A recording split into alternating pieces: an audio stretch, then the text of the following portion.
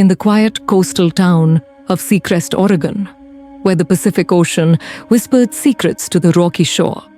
The summer of 2023 was unseasonably warm. The air carried the tang of salt and seaweed, and the town's small population of 4,000 swelled with tourists seeking respite from city life. Seacrest was a place where everyone knew each other's business, or thought they did.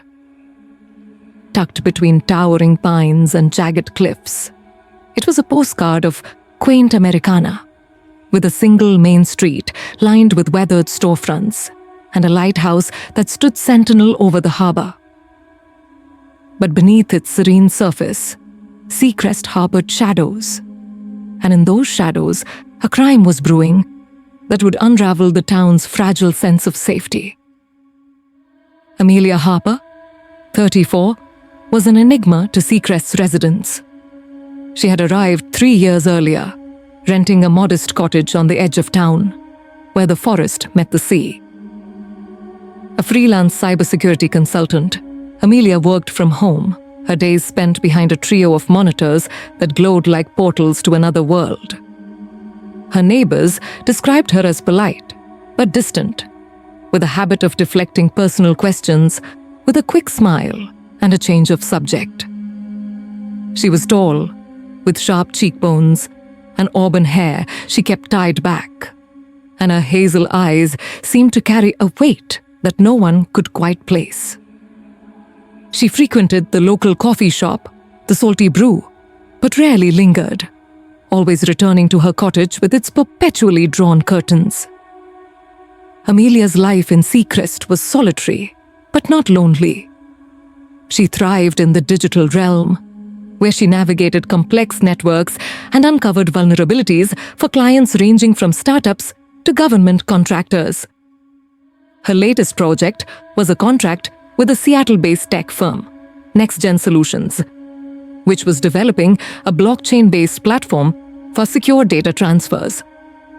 The job paid well, but it demanded her full attention, requiring her to dive deep into encrypted systems and stress test their defenses. It was the kind of work that made her feel alive, like a diver exploring the ocean's darkest trenches. On the evening of July 12th, 2023, Amelia sat at her desk, the hum of her computer fans blending with the distant crash of waves. Her screens displayed lines of code, interspersed with alerts from a dark web forum she monitored for potential threats to her client's platform. The forum, known as Cryptic Haven, was a shadowy corner of the internet, where hackers, coders, and cybercriminals mingled. Amelia had created a pseudonym, Cypher Wraith, to blend in, posing as a curious novice to gather intelligence. That night, a new thread caught her eye. Seacrest Signal, who's listening? The post was cryptic, mentioning a local beacon transmitting sensitive data to an unknown server. It included coordinates that, when checked, pointed to a spot just outside Seacrest's Lighthouse. Her curiosity piqued, Amelia cross-referenced the coordinates with local infrastructure records. The Lighthouse, automated since the 1990s, was maintained by a private contractor, but its systems were outdated, unlikely to host anything sophisticated enough to transmit data. Yet the forum post suggested otherwise, hinting at a hidden server piggybacking on the Lighthouse's signal. Amelia's instincts told her this was no ordinary hack. She copied the thread, archived it, and sent an encrypted message to her contact at NextGen, warning them of a potential breach in the region. Then, against her better judgment, she decided to investigate in person. The Lighthouse stood on a promontory overlooking the harbor, its whitewashed tower streaked with salt and time. At 10 p.m., Amelia parked her beat-up jeep at the base of the cliff and climbed the winding path to the structure. The night was clear, the stars sharp against the velvet sky, but a chill hung in the air. She carried a flashlight and a portable signal detector, a device she'd built herself to sniff out unauthorized transmissions. As she approached the lighthouse, the detector began to hum, its display spiking with activity.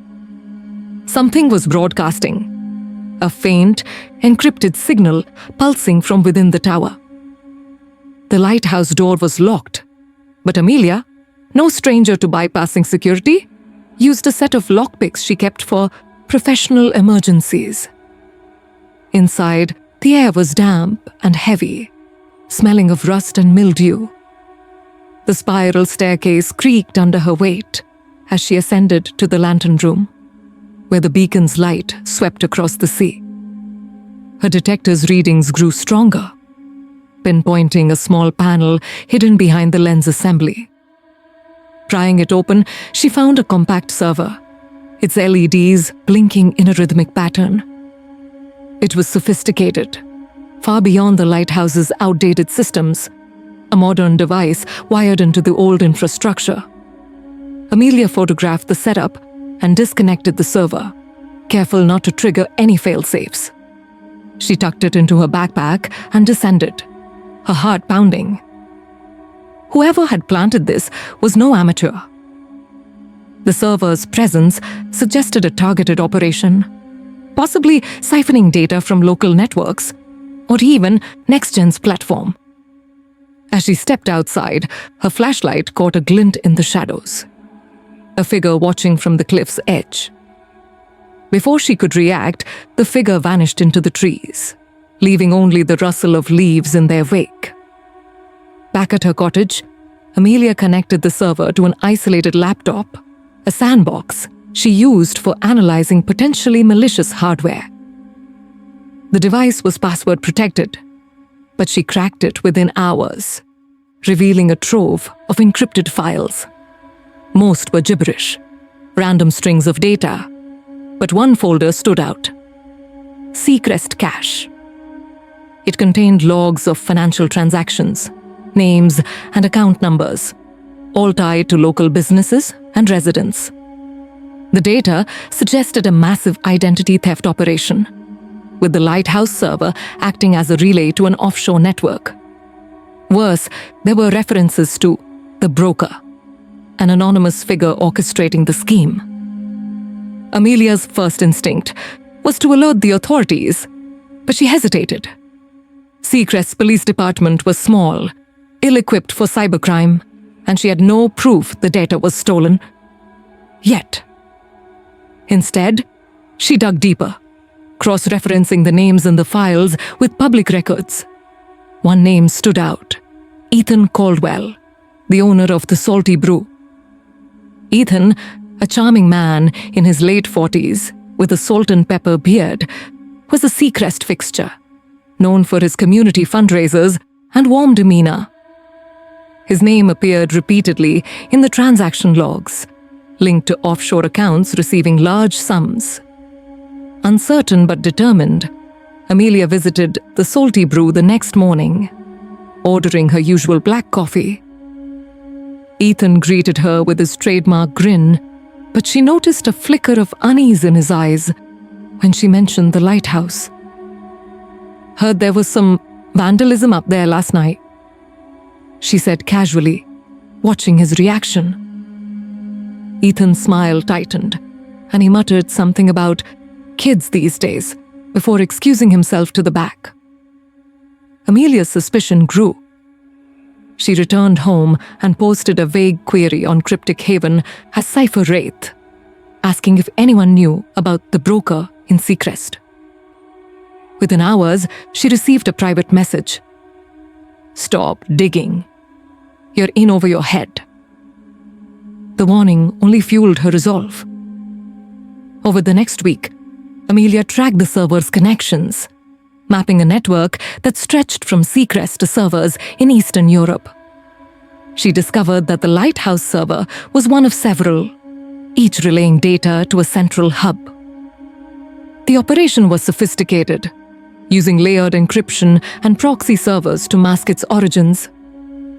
But Amelia was relentless, working late into the night, her cottage lit only by the glow of her screens.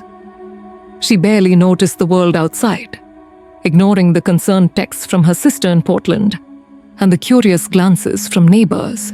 On July 20th, Amelia made a breakthrough. She decrypted a file containing an email exchange between the broker and an unknown party, discussing a final transfer set for July 25th.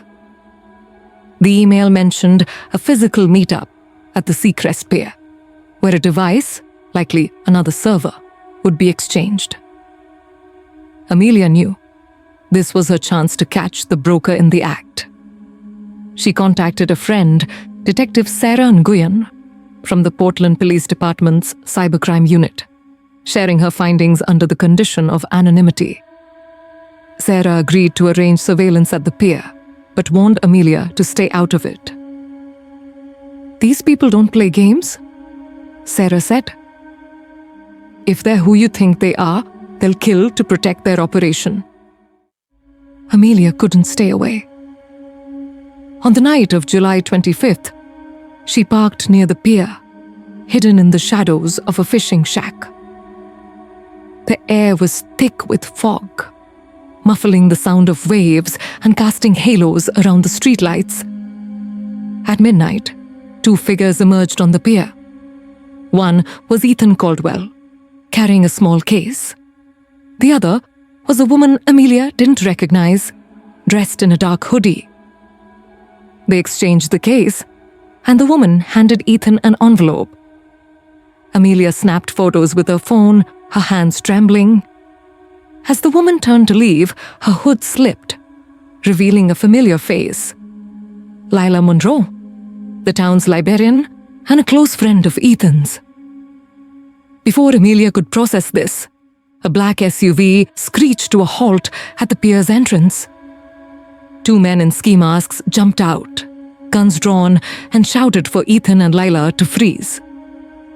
Panic erupted. Ethan dropped the case and bolted, while Lila screamed and ducked behind a bench. Amelia's instinct was to run, but she stayed, filming the chaos.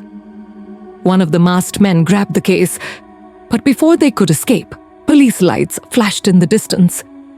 Sarah's team had arrived. A brief shootout ensued, and one masked man was hit, collapsing on the pier. The other fled, disappearing into the fog. Ethan and Lila were arrested, along with the injured gunman, who was later identified as a hired enforcer from a Portland crime syndicate. The case contained another server, packed with data linking Ethan and Lila to a sprawling identity theft ring. Lila, it turned out, was the broker, using her position at the library to access personal records and feed them into the network. Ethan had been her front, laundering money through the Salty Brews accounts. The operation had siphoned millions from Seacrest residents, exploiting their trust in familiar faces.